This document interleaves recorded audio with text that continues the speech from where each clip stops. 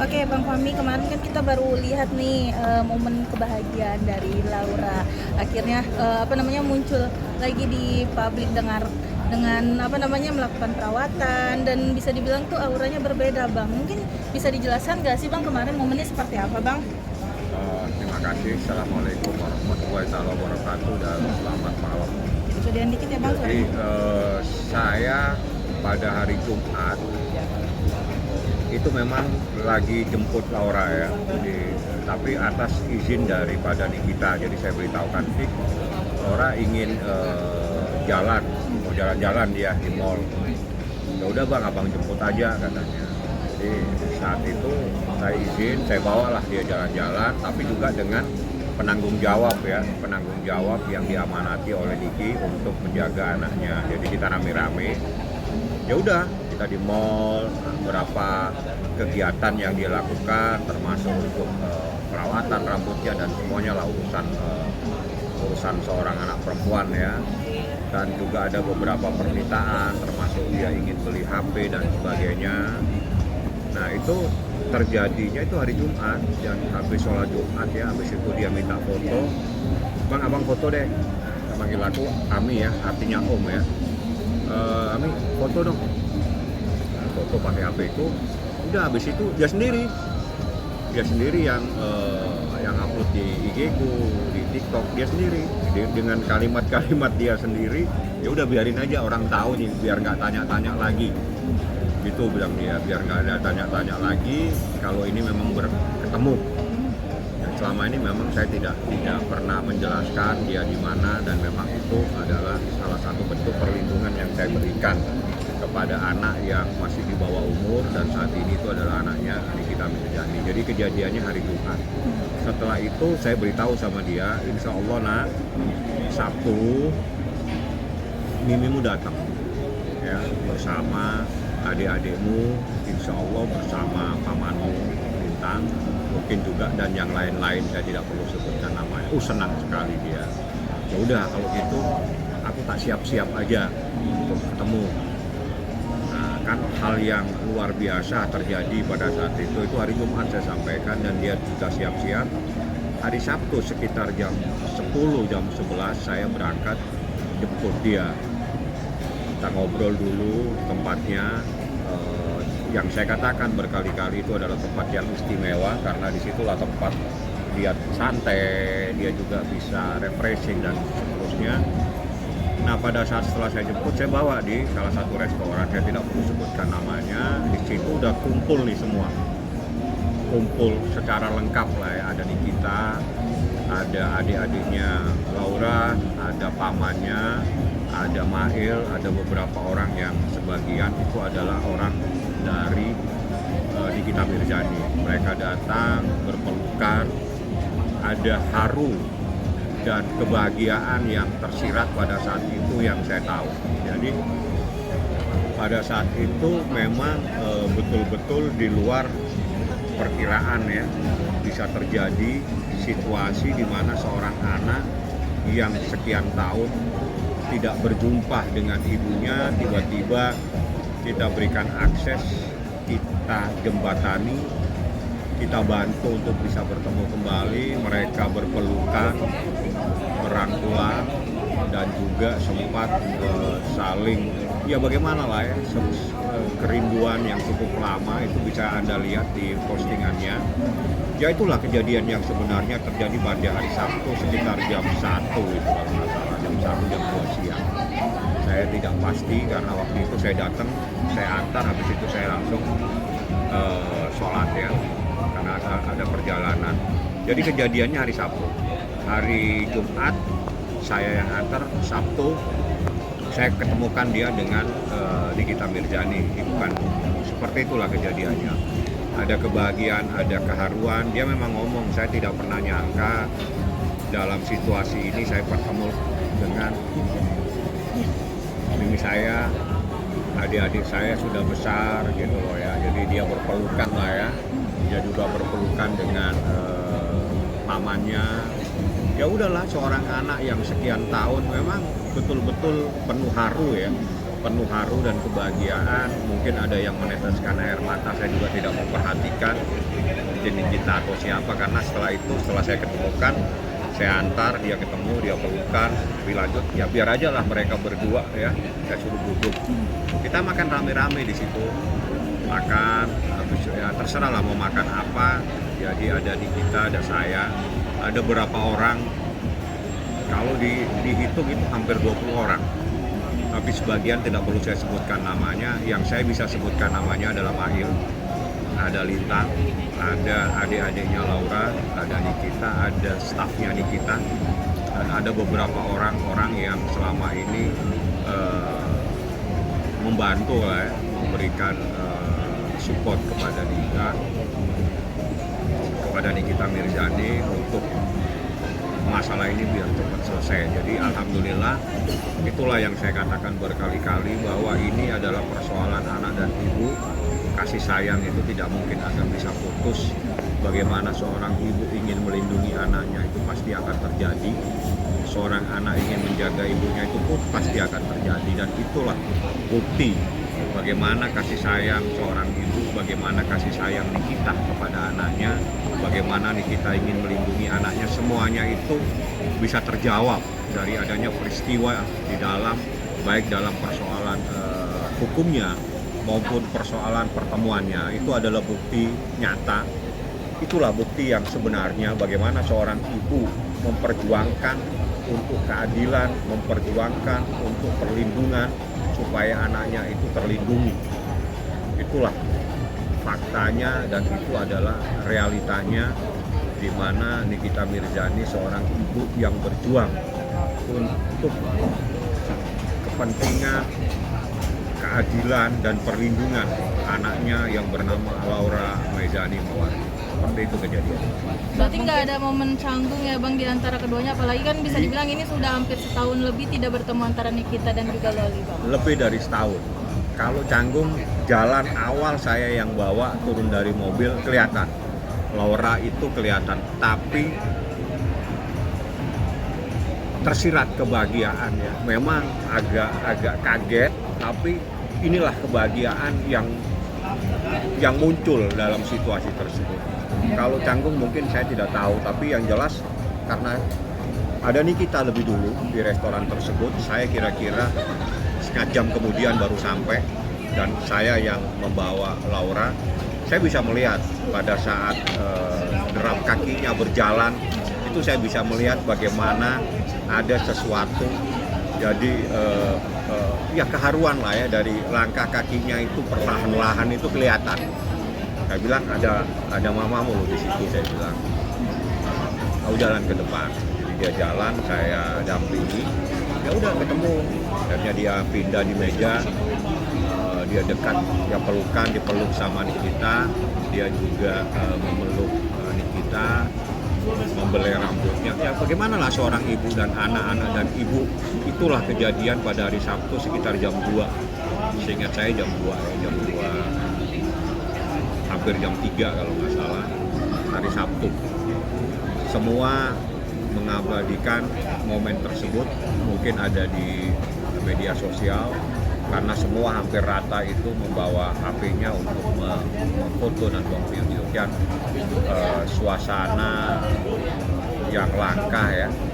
Karena selama ini kita anggap ada sesuatu, tapi ternyata hati seorang ibu itu kasih sayangnya sangat luas, dan itulah yang terjadi. Jadi hanya itu yang bisa saya sampaikan, bagaimana kejadian pada hari Jumat dan Sabtu.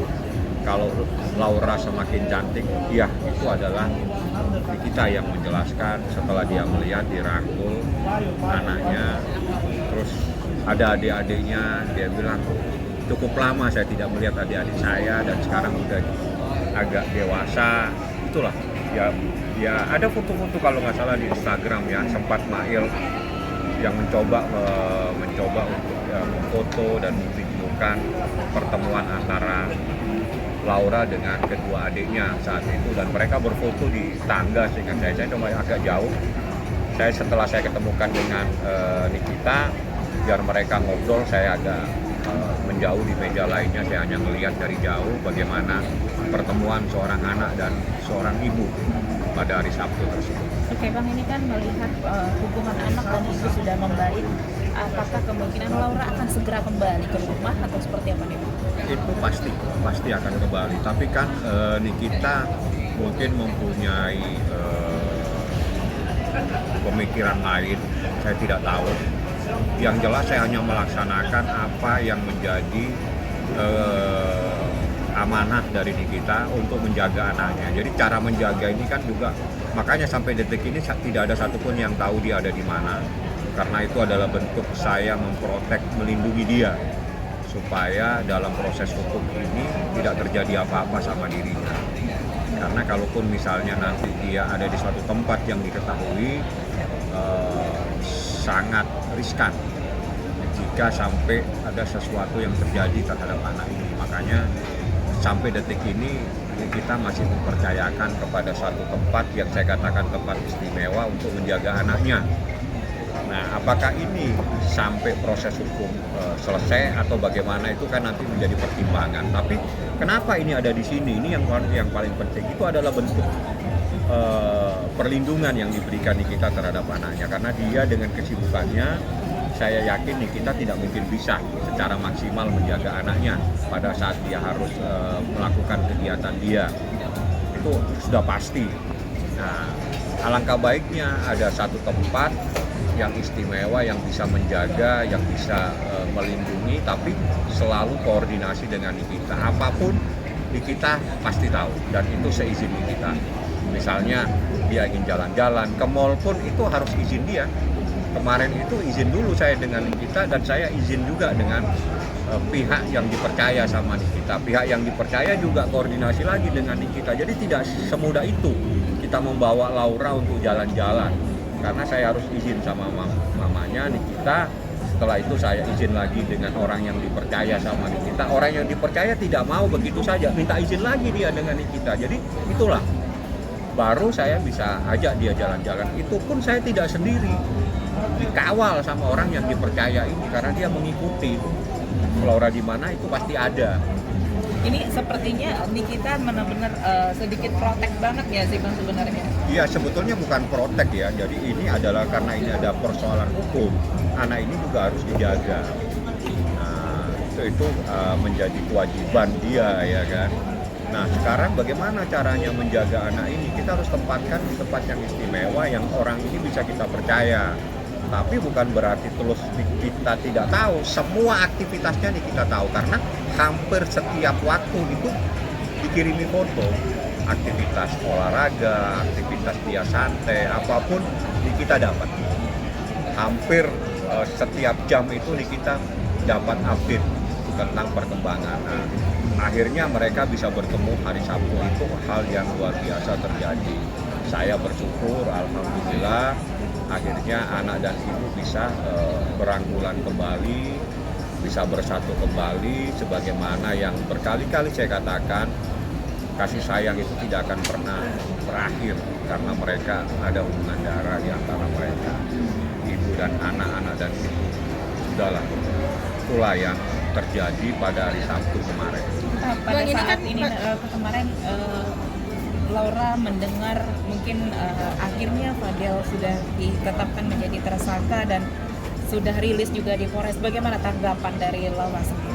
Saya tidak membahas hal itu. Saya tidak mau mengganggu kebahagiaan, keharuan seorang anak dengan ibunya. Sangat tidak etis kalau saya membahas hal-hal tersebut, karena itu masa lalu yang harus dibuang, tidak perlu lagi kita bahas. Sangat tidak punya etika kalau saya membahas itu, menanyakan, memperlihatkan atau bertanya. Jadi saya hanya membahas tentang dia minta HP, dia minta jalan-jalan ke mall, dia minta untuk ke satu tempat salon dan sebagainya, dia saya antar. Tapi ada juga seorang ibu di situ yang menemani dia. Saya hanya mengantar, saya agak menjauh di satu kafe. Ya santai, habis itu dia telepon. Saya udah selesai om. Ya udah nak, mau kemana lagi kamu? Karena saya diamanati, apapun keinginanmu, kita bilang apapun keinginannya bang, turutin saja. Itu amanah dari Nikita. Makanya dia mau ke mall, dia mau beli apa, saya iakan terus karena itu amanah dari orang tuanya. Jadi saya tidak membahas yang lain. Sangat tidak etis kalau saya dalam kebahagiaan dan keharuan kita membahas masa lalu. Masa lalu biar dikubur, tidak perlu lagi dibahas. Bang, ini kan Kenapa? Adik-adiknya sendiri keterangannya seperti apa? Lepas Adik-adiknya, ya bahagialah mereka. Kalau saya lihat tadi ada di postingan ya, karena jujur setelah saya ketemukan saya agak menjauh itu saya di meja lain, saya biarkan mereka sekeluarga itu berkumpul karena itulah momen supaya kita pihak lain, saya sebagai advokatnya Nikita Mirzani di meja yang agak menjauh, tapi saya monitor dari jauh biar mereka yang santai antara adik sama kakaknya, antara anak dengan ibunya, terus di situ ada pamannya, mereka rame-rame lah keluarga besar. Saya ada di meja itu tidak lama, saya agak menjauh, saya hanya melihat dari jauh, saya perhatikan saja karena biarlah mereka itu dalam suasana seperti itu, alangkah baiknya mereka sendiri. Tapi saya lihat itu sepertinya ada Mail, ada Lintang ya, terus ada beberapa orang yang saya tidak kenal, tapi saya yakin itu adalah orang-orangnya Nikita Mirzani. Bang, ini kan ada beberapa pihak yang bisa dibilang tuh mengomentari terkait munculnya Loli. Katanya dengan munculnya Loli tersebut ada rencana terselubung tuh Bang. Gimana nih tanggapan dari Abang sendiri Bang? Ngapain Anda suruh saya jadi paranormal? Saya ahli hukum. Saya bukan paranormal. Itu kan pertanyaan harus ditujukan ke paranormal. Abang, tapi terkait dari pihak keluarganya FAB yang kabarnya ingin melaporkan balik Laura. Masa lalu dikubur. Saya tidak mau membahas sesuatu yang buruk-buruk yang sudah lalu, itu kubur saja. Nanti kita membahas bagaimana kebahagiaan seorang anak dan seorang ibu bertemu. Bagaimana kebahagiaan seorang kakak bertemu dengan adik-adiknya. Bagaimana seorang kemenakan bertemu dengan pamannya. Tolong, saya hanya membahas itu, masa lalu kubur saja, jangan tanyakan kepada saya. Bang, mungkin setelah kejadian kemarin ini, apakah nantinya Niki mungkin lebih memprotektifkan Laura mungkin seperti penggunaan media sosial, handphone dan sebagainya, Bang? Saya pikir nanti saya coba tanya ya, Nikita sih nggak seperti itu. Dia pasti akan memberikan hak-hak anaknya, tapi mungkin pada batasan-batasan tertentu, karena anak itu juga nggak boleh diprotek, tapi juga anak itu harus dilindungi. Makanya berkali-kali saya katakan, ibu itu pasti melindungi anaknya, pasti. Anak mungkin akan menjaga ibunya, itu saya coba ungkapkan berkali-kali karena bagi saya itu yang terjadi. Cara bagaimana melindungi kan kita tidak bisa mencampuri caranya seperti apa. Jadi biarkan saja Nikita dengan caranya untuk melindungi anaknya, dan itu yang terjadi. Apa yang terjadi dari semua peristiwa ini sejak dia lapor itu adalah bukti kasih sayang seorang ibu untuk melindungi anaknya. Kenapa? Karena dia tidak tahu sebenarnya, tapi tiba-tiba ada sesuatu, makanya dia turun tangan ingin melindungi. Nah, bagaimana proses cara melindungi? Ya itulah yang dilakukan di kita saat ini. Walaupun pada awalnya itu terjadi sesuatu, tapi pada akhirnya mereka berangkulan, mereka saling berpelukan. Itulah anak dan ibu. Kebahagiaan mereka itu bisa terpancar dari pelukan mereka berdua. Bagaimana Laura kalau tidak salah itu membelai rambut ibunya, Nikita pun mencoba memeluk secara erat. Itu adalah bentuk yang kita bisa lihat bagaimana sayangnya di antara mereka berdua. Itu kita tidak perlu kita lihat dengan kalimat, tapi kita bisa lihat dari cara mereka berpelukan pada saat itu. Karena saya di depan mereka, karena saya yang mengantar Laura untuk langsung bertemu, berpelukan dengan Nikita Mirzani saat itu. Oke Bang, mungkin setelah ini akan ke Abang ke depannya memberikan pelindungan hukum juga Bang ke Laura Bang, terkait pihak sana yang ingin melaporkan Laura. gitu Bang. Ya itu kan sudah saya berikan perlindungan saat ini. Karena perlindungan seperti apa kan tidak perlu saya sampaikan caranya. Yang jelas dia adalah Laura Mejani Mawardi, anaknya Nikita Mirzani, telah kembali ke pelukan dan pangkuan ibu kandungnya. Seperti itu kita ucapkan alhamdulillah, kita bersyukur, dan ternyata memang benar kasih sayang seorang ibu tidak akan pernah berakhir sampai kapanpun juga. Itu adalah terbukti saat ini. Bang, mungkin Laura kan mungkin kabarnya akan di sekolah akan kembali ke luar negeri oleh Niki Bang. Kapan mungkin itu rencana akan? Saya dapat info seperti itu, akan disekolahkan kembali, tapi bagaimana teknisnya, di negara mana, saya belum sempat bertanya, karena bagi saya hal-hal yang seperti itu jarang saya tanya, kecuali Nikita minta surat keterangan nantinya untuk anaknya supaya mendapatkan visa dan sebagainya. Itu biasanya saya baru tahu ya kemana. Tapi Nikita cuma cerita, nanti habis ini Bang saya ada niatan, saya mau sekolahkan lagi dia, tapi ya dengan syarat-syarat supaya dia betul-betul, karena ini anak pintar, sayang kalau dia tidak sekolah, hanya sekolah di luar negeri di mana dia bisa lompat dari satu tahapan. Itu yang saya ingat.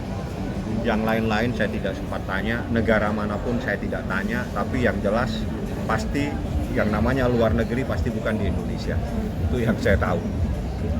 Oke Bang, ini kan Kak Nikita kemarin pada saat di konten YouTube-nya sempat bilang bahwa dia akan segera merobohkan rumah VAB nih, karena dengan rumah beliau yang bisa dibilang itu dalam tahap pembangunan itu ada uangnya Laura nih gitu. Masa lalu kubuh. Saya berbicara kebahagiaan seorang anak, kebahagiaan seorang ibu. Bagaimana kita membahas kebahagiaan? Jangan membahas hal-hal lain dulu. Ada waktunya nanti saya kasih informasi. Saat ini, malam ini, izinkan saya hanya membahas bagaimana seorang ibu berpelukan dengan anaknya, bagaimana anaknya berpelukan dengan ibunya yang sekian tahun mereka tidak pernah bertemu. Itu momen langka di mana Nikita Mirzani memeluk anaknya secara erat, bagaimana Laura memeluk ibunya dengan membelai rambutnya. Itu yang ingin saya bahas. Kapan kejadiannya? Hari Sabtu sekitar jam 2, hampir sore ya, hampir asar seingat saya. Jam 2, jam 3-an saya tidak pasti, karena saya hanya mengantar Laura. Saya antar, nak, itu mamamu ada di sana. Saya antar, cukup banyak sekali orang menunggu dia, dan akhirnya Nikita berdiri, Laura saya suruh lewat untuk bertemu, langsung mereka berpelukan. Itu yang ingin saya bahas. Lain-lain saya tidak akan membahas. Sekali lagi saya katakan, masa lalu biar dikuburkan saja, tidak perlu kita bahas lagi. Tapi setelah ini Laura kembali pulang ke rumahnya atau tetap di itu? Pasti di rumah akan apa? pulang, tapi kapan? Itu kan sekali lagi ini ada persoalan hukum di dalam kehidupannya dia saat ini. Jadi kalau ada persoalan hukum sesuai dengan Undang-Undang Perlindungan Anak, seorang anak yang belum 18 tahun itu adalah anak, maka yang berlaku adalah perlindungan yang harus diberikan kepada anak tersebut. Ini semua saya coba akan luruskan kembali, perbedaan antara anak dan dewasa ya. Anak itu adalah seseorang yang belum genap berumur 18 tahun. Kenapa ada aturan itu? Itu aturan terkait dengan proses hukum apabila terjadi. Kalau terjadi peristiwa hukum terhadap seseorang yang belum genap 18 tahun, yang berlaku adalah Undang-Undang Perlindungan Anak. Tapi jangan dipikir kalau seseorang sudah 18 tahun maka dia sudah dewasa. Belum. Karena dewasa diatur tersendiri di dalam Undang-Undang KUH Perdata, Kitab Undang-Undang Hukum Perdata di pasal 330. Dewasa itu adalah seseorang yang genap berusia 21 tahun. Itu adalah perbedaan yang harus dipahami. 18 tahun itu terkait dengan Undang-Undang Perlindungan Anak untuk memberikan perlindungan terhadap anak apabila terjadi peristiwa hukum, baik dia sebagai pelaku maupun dia sebagai korban. Nah, terus ada pemahaman dewasa. Jadi jangan terus ini sudah bukan anak, tapi bukan berarti dia sudah dewasa. Dewasa 21 tahun itu terkait dengan hak dia boleh melakukan perbuatan hukum sendiri. Contohnya, dia membuat perjanjian. Itu tidak bisa kalau dia belum genap umur 21 tahun. Ada lagi terkait dengan undang-undang perkawinan, kompilasi hukum Islam, dan sebagainya. Jadi supaya clear semua, saya kembali ke pokok masalah. Laura itu adalah anak yang belum genap 18 tahun. Seandainya pun dia sudah berusia 18 tahun, tetap dia belum dewasa karena belum genap 21 tahun. Karena dengan sendirinya dia masih menjadi tanggung jawab orang tuanya karena dia belum dewasa secara hukum. Seperti itu ya.